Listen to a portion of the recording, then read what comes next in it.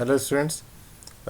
Since मैंने आपको बताया था पिछले वीडियो में कि राइट हैंड में मेरे फ्रैक्चर हो रहा है, तो मैं लेफ़्ट हैंड से लिख रहा हूँ, तो स्पीड थोड़ी कम रहेगी और राइटिंग भी इतनी अच्छी नहीं रहेगी। तो जहाँ पे आपको लगे कि स्पीड कम है तो वहाँ फास्ट फॉरवर्ड कर लेना आप, ठीक है। चलिए स्टार्ट करते हैं, और ये इंपॉर्टेंट क्वेश्चंस हैं जो आपके लिए काफ़ी फ़ायदेमंद रहेगा, ठीक है। So let start. Question number 1 देखते हैं।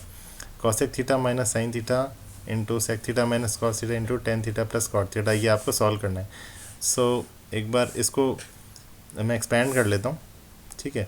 व्हाट इज़ हम इस तरह के क्वेश्चंस को सॉल्व करने के लिए सबसे सिंपल तरीका साइन और कॉस में कन्वर्ट कर लीजिए, तो बहुत इजी हो जाएगा। जैसे कॉसेक है, व्हाट इज़ कॉसेक, 1/sin। तो इसको मैं लिख देता हूँ 1/sin थीटा। स्पीड थोड़ी स्लो रहेगी, आप फास्ट फॉरवर्ड कर सकते हैं, ठीक है। अगला है ये sec theta, what is sec, 1/cos।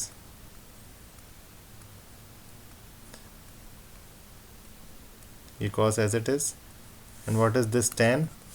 Tan is sin theta upon cos theta.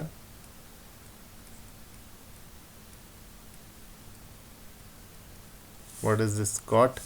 Cos upon sin, है ना। तो cos theta upon sin theta लिख देते हैं अपन। अब इसको इस वाले को जो एक्सपेंड करना है, तो भैया फ्रैक्शंस को ऐड या सब्ट्रैक्ट कैसे करते हैं, इसको वन मान लीजिए। तो यहाँ पे साइन और वन का एलसीएम क्या होगा, sign theta into one sine theta, 1 into 1 1 minus 1 into sine theta into sine theta sine square theta, ठीक है। सिमिलरली यहाँ पे फ्रैक्शंस को ऐड करने के लिए इसको अपॉन 1 कर लीजिए। डिनोमिनेटर में क्या है, एक कॉस एक 1 है, तो इसका एलसीएम आएगा कॉस, ठीक है। तो cos into 1 cos, 1 into 1 1 minus 1 into cos cos into cos square theta, ठीक है। यहाँ पे देखेंगे आप फ्रैक्शंस को ऐड कर रहे हैं, कॉस और साइन का एलसीएम कॉस इंटू साइन ही होगा, या साइन इंटू कॉस लिख लीजिए, एक ही बात है, ठीक है। कॉस को किससे मल्टीप्लाई करेंगे, साइन और कॉस आए साइन से, ठीक है। तो sine into sine square theta.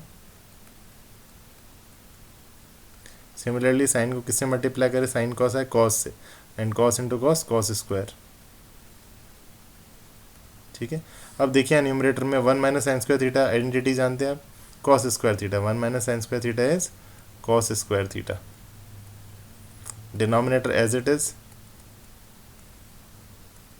Similarly 1 minus cos square theta is sine square theta. Denominator as it is,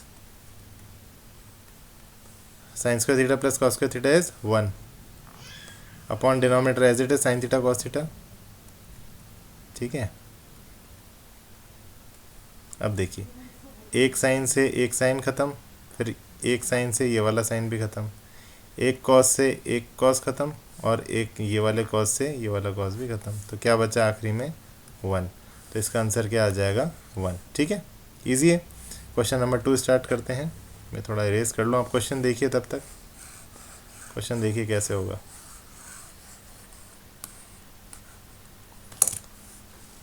question number 2 देखिए, इसमें आपको पहले तो ये देखना पड़ेगा कि ये क्या है, थीटा, जस्ट मिनट, ये क्या है, थीटा है, और यहाँ पे फाई है। इस साइन को क्या बोलते हैं, इस साइन को बोलते हैं फाई, ठीक है। जैसे अल्फ़ा होता है, बीटा होता है, गामा होता है ना, ऐसे ये फाई है, ठीक है, ये सिंबल है। तो यहाँ पे एंगल के लिए जनरली हम फाई यूज़ करते हैं, जैसे थीटा यूज़ करते हैं ऐसे ही फाई भी यूज़ करते हैं एंगल के लिए। साइन थीटा होता है ऐसे, साइन फाई भी हो सकता है, ठीक है। और दूसरी इंपॉर्टेंट चीज़ ये सॉल्व करने से पहले कि भाई जैसे हमने एक आइडेंटिटी पढ़ रखी है, sine square theta plus cos square theta is equal to 1, ठीक है।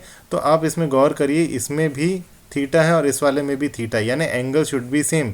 एंगल अलग अलग होगा तो ये 1 नहीं आएगा, आइडेंटिटी काम नहीं करेगी। जैसे sine square theta plus cos square phi, तो ये 1 नहीं होगा, ठीक है, ये 1 नहीं होगा, इसका कुछ रिजल्टिंग कुछ नहीं होगा, ये एज इट इज़ यही रहेगा, ठीक है।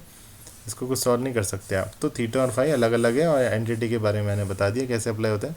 क्वेश्चन की बात करते हैं। आपको एक्स की वैल्यू दे रखी है, आपको वाई की वैल्यू दे रखी है, और आपको जेड की वैल्यू दे रखी है। इसकी वैल्यू पूछी गई है, X square upon A square plus Y square upon B square, इसको आपको पूछा गया, इसकी वैल्यू बताई।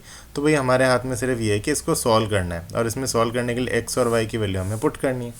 ठीक है, तो ये तो हमें करना ही है, इसके अलावा हम कुछ नहीं कर सकते। X square upon A square plus Y square upon B square.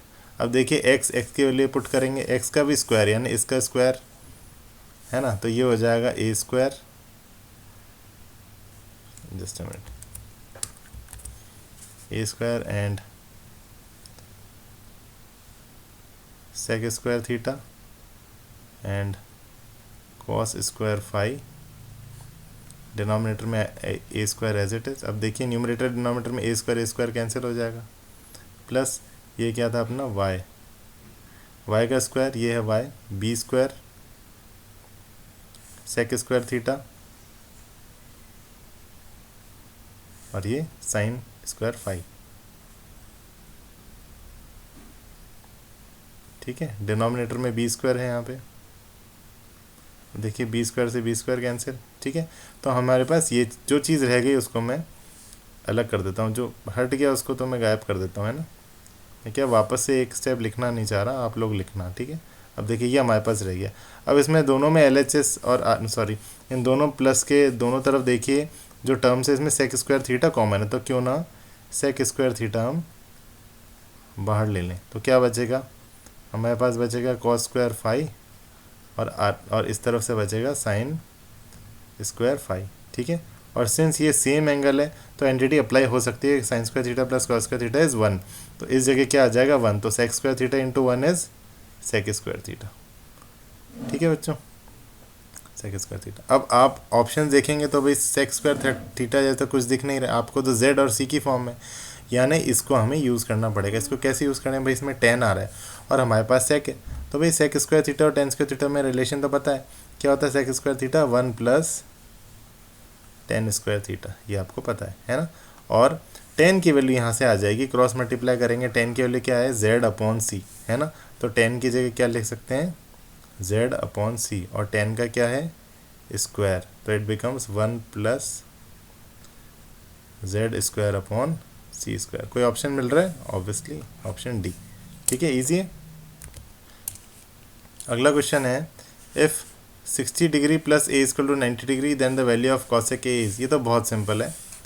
ठीक है, यहाँ पे देखिए 60 plus A is equal to 90 दे रखा है, तो ए की वैल्यू क्या हो गई 90 माइनस 60 क्या हो गया 30, और ए की वैल्यू 30 आ गई तो कॉसेक ए निकल जाएगा। कॉसेक ए क्या होगा 1 अपॉन साइन है ऑब्वियसली, 1 अपॉन साइन ए क्या है 30, 1 अपॉन साइन 30, और साइन 30 की वैल्यू आपको पता है क्या होता है हाफ, तो 1 अपॉन हाफ, तो ये क्या आ जाएगा आंसर 2। ठीक है, तो इसका आंसर आ जाएगा ए का 2।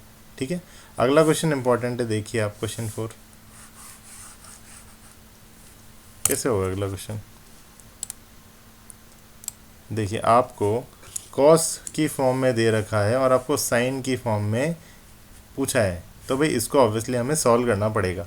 ठीक है, सो हमारे पास जो गिवन है वो ये है कि cos A plus cos square A is equal to 1 आपको दे रखा है, इसे सॉल्व करना है। तो भाई कॉस और साइन में एक रिलेशन तो हमें पता है, बहुत इंपॉर्टेंट है, आता होगा आपको, cos square A plus sine square A is 1, ये आपको पता है रिलेशन।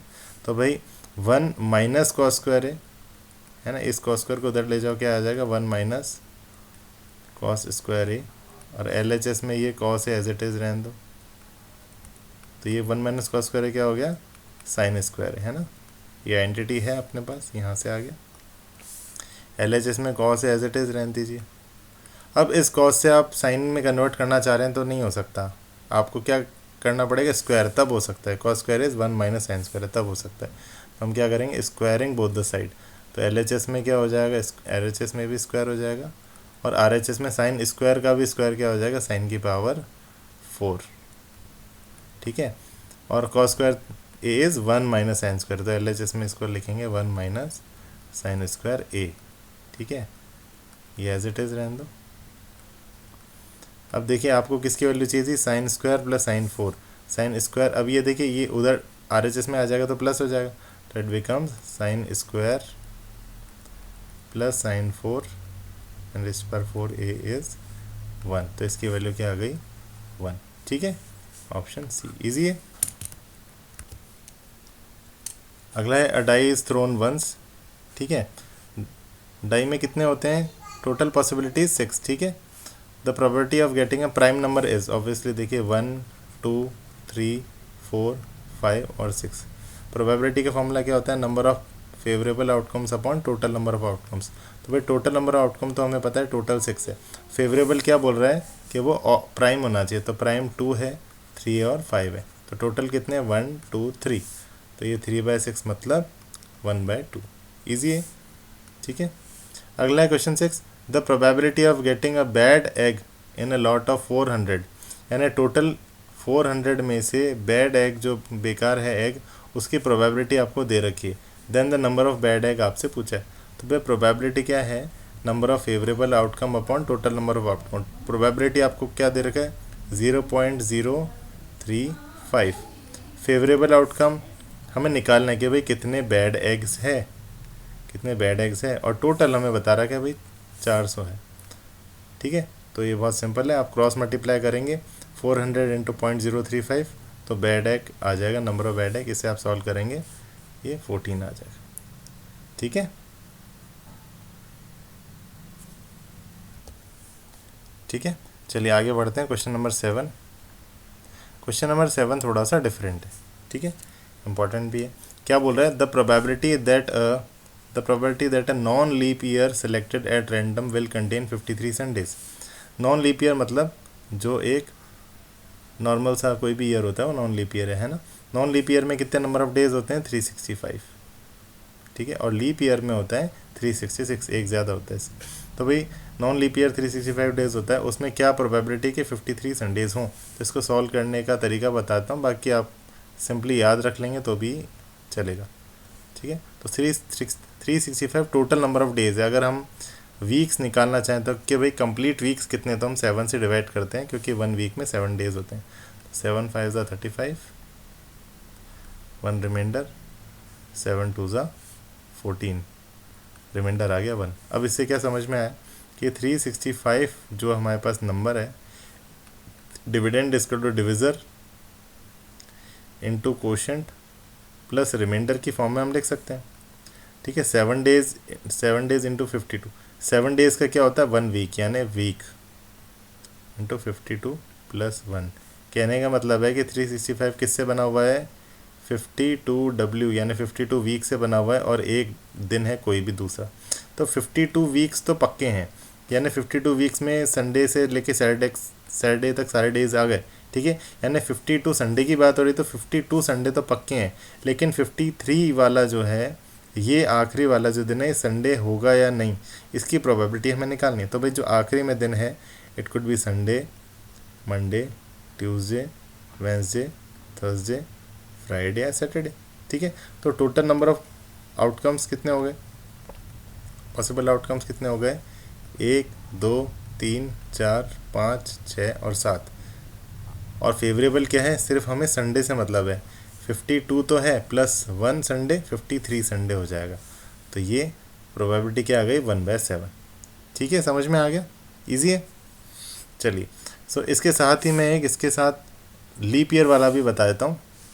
इसका आंसर तो आ गया 1/7। ठीक है, इसके साथ लीप ईयर वाला भी बता देता हूँ मैं।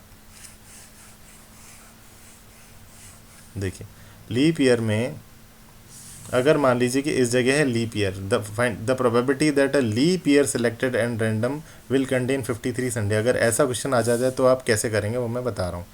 देखिए, तो उस केस में 366 डेज हो गया, 366 डेज हो गया, और आप डिवाइड करेंगे तो रिमाइंडर क्या आएगा, यहाँ पे 6 होगा, 7 2 ज़ा 14, और ये रिमाइंडर आ जाएगा 2। ठीक है, तो इस केस में लीप ईयर में 366 डेज किससे बना हुआ है, अगेन 52 वीक प्लस 2 डेज। ठीक है, 52 वीक प्लस 2 डेज, देखिए वही चीज़ें हैं, बस ये रिमाइंडर 2 है। तो ये 2 डेज है, ये ऐसा तो होगा नहीं कि एक संडे और एक ट्यूसडे होगा, ये 2 दिन है ना। 52 वीक तो पक्के हैं, लेकिन ये जो 2 हैं ये कॉन्जिक्यूटिव डेज ही होंगे, एक के बाद एक संडे है तो एक मंडे होगा। मैं वापस से बताता हूँ इसको इरेज करके। देखिए, मैं कहना चाह रहा हूँ कि ये जो 2 दिन हैं, ये एक संडे है तो दूसरा मंडे होगा, एक मंडे है तो अगला ट्यूसडे होगा, एक ट्यूसडे है तो अगला वेंसडे होगा, एक वेंसडे है तो अगला थर्सडे है, और एक थर्सडे है तो अगला फ्राइडे है, और एक फ्राइडे है तो अगला सैटरडे है, और एक सैटरडे है तो अगला संडे। ठीक है, और वापस से संडे मंडे। तो टोटल प्रोबेबिलिटी हमें निकालनी है। टोटल नंबर ऑफ आउटकम क्या आ गए? 1 2 3 4 5 6 7, अगेन 7 है ना। और फेवरेबल आउटकम हमें किससे मतलब है? 53 संडे से। तो 52 संडे तो आ गए इसमें, कंप्लीट वीक्स में से 52 संडे तो आ गए, लेकिन इन दो में संडे, तो ये भी हो सकता है या तो वो संडे मंडे हो 2 दिन, या वो सैटरडे संडे हो। तो ये 2 है फेवरेबल आउटकम। तो ये प्रोबेबिलिटी आ गई 2/7। तो अगर क्वेश्चन लीप ईयर का आ जाता है, 366 डेज लेंगे और इसकी प्रोबेबिलिटी 2/7 होगी 53 संडेज़ की। अब एक और चीज़, एक और क्वेश्चन आ सकता है, संडे की जगह कोई और डे भी लिख सकता है। हो सकता है वो मंडे लिख दे, ट्यूसडे लिख दे, थर्सडे लिख दे, फ्राइडे लिख दे, कोई सा भी डे लिख दे, वो आंसर यही रहेंगे। नॉन लीप ईयर के लिए 1/7 और लीप ईयर के लिए 2/7। ठीक है, तो ये आप याद रख लेना। चलिए एक आखिरी क्वेश्चन है वो देख लेते हैं। आप क्वेश्चन पढ़ो, तब तक मैं इरेज कर रहा हूँ। देखिए क्वेश्चन नंबर 8। क्वेश्चन पढ़ा आपने, क्या बोल रहा है? The area of the square is same as the area of circle. एक स्क्वायर का एरिया, ठीक है, एक सर्कल के एरिया के बराबर है। लेट से इस स्क्वायर की साइड है ए, और लेट से इस सर्कल का रेडियस है आर। तो ये कहना चाहता है कि इसका एरिया जो कि ए स्क्वायर और इसका एरिया है पाई आर स्क्वायर, ये एरिया बराबर है। तो वही हम क्रॉस मल्टीप्लाई करेंगे, A square upon r square क्या हो गया? पाई, और हम square root both the side करेंगे, तो LHS में ए अपॉन आर रह जाएगा, लेकिन राइट हैंड साइड में स्क्वायर रूट ऑफ पाई आ जाएगा। ठीक है, ये इक्वेशन 1। अब आपको पूछा क्या है? Then their perimeter are in the ratio. तो इनके पेरीमीटर का रेशो क्या होगा? सो P1 अपॉन P2। P1 किसको लेंगे? पेरीमीटर सर्कल का, सॉरी स्क्वायर का, और पेरीमीटर 2 लेंगे सर्कल का। अब देखिए यहाँ पे बहुत इंपॉर्टेंट चीज़ें ध्यान से सुनिए। इस तरह के क्वेश्चन में जिस ऑर्डर में, जिस क्रम में, जिस सीक्वेंस में हमें गिवन होता है, यहाँ पे देखिए एरिया पहले स्क्वायर बोला फिर सर्कल बोला, पहले स्क्वायर बोला फिर सर्कल बोला, तो रेशियो भी जो पूछा है ये भी पहले स्क्वायर और फिर सर्कल का निकालना है। तो सर्कल स्क्वायर पहले है तो इसका पेरीमीटर क्या होगा? 4 टाइम्स ए। ठीक है, ये चीज़ ध्यान रखना। और सर्कल का क्या है? 2πr। तो ये 2 2 ज़ा 4, तो ये आ जाएगा 2a अपॉन पाई आर। और a अपॉन आर का जो रेशियो है ये हम निकाल चुके हैं, इसको वैल्यू पुट कर लो। तो 2 अपॉन पाई, और यहाँ पे ये है रूट पाई। ठीक है, तो इसको आप सॉल्व करेंगे। अब देखिए एक और चीज़, जैसे √2 इंटू √2 क्या होता है? 2 होता है। कैसे आया? √2 का स्क्वायर है, 2 है ना, तो ये रूट से स्क्वायर हट गया, ये क्या बच गया? 2। यानी 2 को हम √2 इंटू √2 लिख सकते हैं। Similarly root pi into root pi क्या होगा? ये होता है पाई, यानी पाई को मैं root pi into root pi लिख सकता हूँ। सिमिलरली ये जो डिनोमिनेटर में है इसको मैं root pi into root pi लिख सकता हूँ, न्यूमरेटर एज इट इज़। तो एक रूट पाई से एक रूट पाई ख़त्म, क्या बच गया? ये रेशो आ गया 2:√पाई। ठीक है, तो इसमें 2:√पाई तो नहीं है, तो आंसर क्या है? None of these. ठीक है, ईजी है। ओके बच्चों, समझ में आए और सब्सक्राइब कर लेना फिर अच्छा लगे तो। ठीक है, ओके, थैंक यू।